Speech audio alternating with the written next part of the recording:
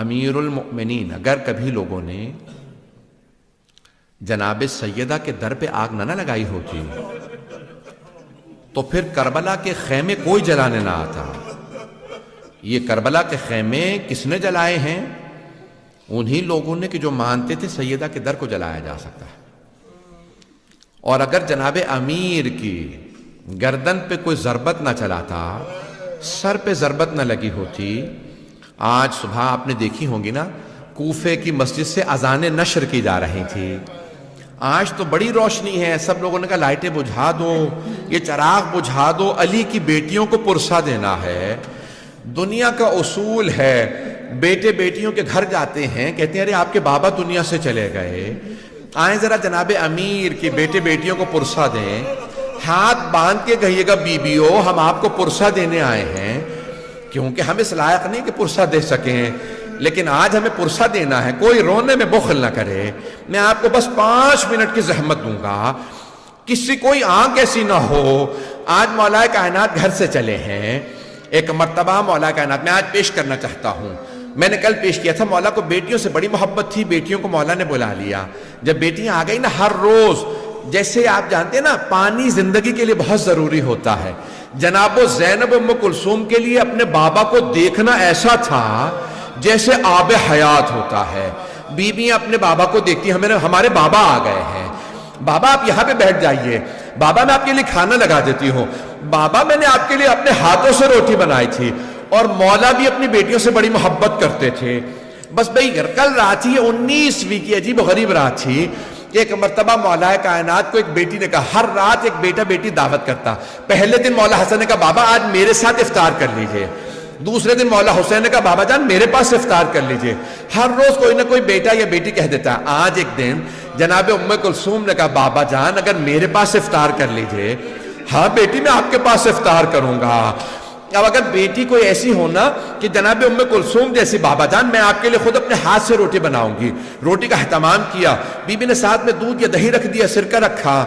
جیسے کھانا رکھا کہا بیٹی آپ جانتی ہیں نا آپ کے بابا کبھی 3 چیزوں سے افطار نہیں کرتے، میں 2 سے زیادہ کھانے استعمال نہیں کرتا. ایک مرتبہ جناب ام کلثوم نے سرکہ ہٹانا چاہا، کہا نہیں بیٹی یہ دہی ہے، یہ جو دودھ ہے یہ ہٹا لیجئے، میں خشک روٹی سرکے کے اندر رکھ کے کھا لوں گا. ایک مرتبہ جناب امیر نے پہلا لقمہ لیا، دوسرا لقمہ کیا، کہا بیٹی بس بہت ہے. کہا بابا جان کیا بات ہے آپ کھانا افطار کیوں نہیں کر رہے؟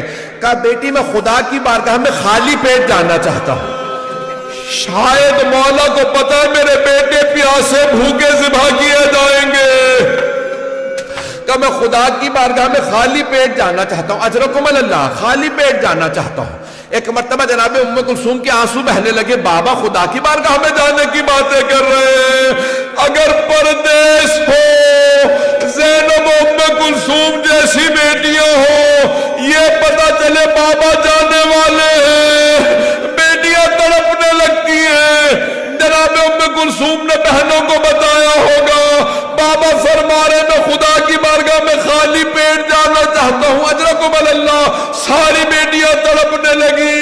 میرے مولا نے آواز دی بیٹا حسن آپ بھائیوں کو لیجئے کوفے کے دروازوں کی حفاظت کریں. کہا بابا جیسا آپ کو حکم، لیکن آج ہماری باری نہیں ہے. کہا بیٹا میں بھی جانتا ہوں لیکن چلے جائیے. جانتے ہیں کیوں؟ مولا نہیں چاہتے تھے کوئی بیٹوں کے سامنے باپ پہ تلوار اٹھائے. کوئی باپ نہیں چاہتا مجھے بیٹوں کے سامنے مارا جائے. میں ہاتھ جوڑ کے کہوں گا مولا ذرا کربلا کے دیکھے، ایک چھوٹی سی بیٹی کے سامنے باپ کے گلے پہ خنجر چل رہا ہے. اجرکم اللہ، اجرکم اللہ.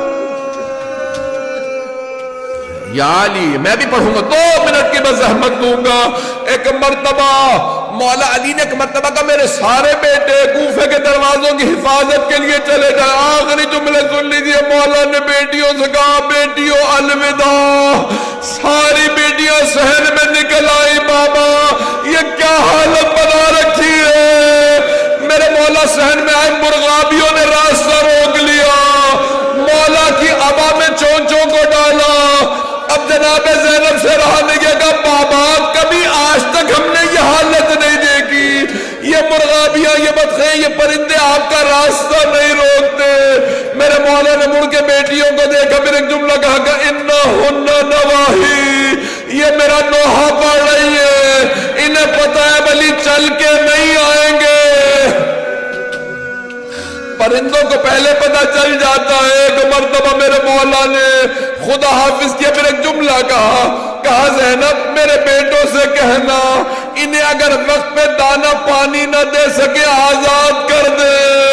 میں ہاتھ جوڑ کے کہوں گا مولا آپ سے جانوروں پرندوں کا بھوکا پیاسا رہنا برداشت نہیں، انہیں بھوکا نہ رکھنا. مولا جب کربلا میں آپ کی پوتیوں نے رو کے کہا ہوگا دادا ہم پیاسے ہیں،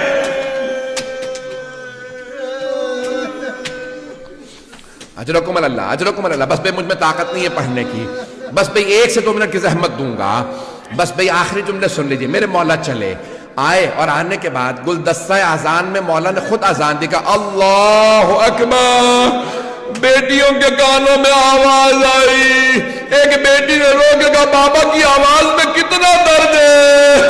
بیٹیاں رونے لگی. وہاں بیٹوں نے اذان سنی. کسی نے کہا بابا خود اذان دے رہے. کہا ہاں. مولا حسن نے کہا ایک مرتبہ مولا نے اذان دی گلدستہ اذان میں مینارے میں آخری جملے میرے مولا اترے. ایک مرتبہ میں مینار سے اترے آئے، دیکھا کہ ایک آدمی الٹا سو رہا ہے. امام نے کہا ابن ملجم میں اپنے کام سے جا رہا ہوں، تو اپنے کام سے اٹھ. ایک مرتبہ مولا محراب میں گئے، نافلہ فجر شروع کی. اللہ اکبر. مولا نے نماز شروع کی. ابن ملجم ملعون نے تلوار زہر میں بجھا رکھی تھی، تلوار نکالی، ہاتھ کانپنے لگے. شیر خدا کا روپ تھا، گردن پہ مارنا چاہتا تھا، سر میں تلوار لگی. میرے مولا کا سر شگافتہ ہوا. ایک مرتبہ بیٹھے، کہا بسم اللہ و باللہ وعلا ملت رسول اللہ فزتو برب الکعبہ. بیٹیاں تڑپنے لگی، بیٹے رونے لگے. کہا سب چلو مسجد میں، بابا کو ضربت لگی ہے. جانتے ہیں کیسے پتہ چلا؟ جناب جبرائیل چلے، مرثیہ پڑھنے لگے. تحدمت واللہ ارکان الہدی، قتل ابن ام المصطفیٰ، قتل علی المرتضی، قتلہ اشقل اشقیہ. ہائے آج اللہ کے دین کے سارے ارکان تباہ ہو گئے. ارے محمد مصطفیٰ کا بھائی مارا گیا، علی مرتضی مارے گئے، اشقل اشقیہ نے انہیں مار دیا. بس میں زیارت برآمد ہونے والی ہے.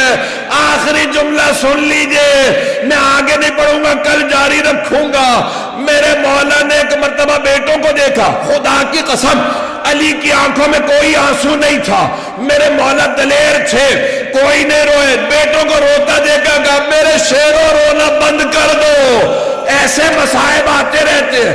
کہا بیٹا حسن آپ نماز مکمل کیجئے. لیکن ایک مرتبہ بیٹوں نے اٹھایا، گھر لے چلے.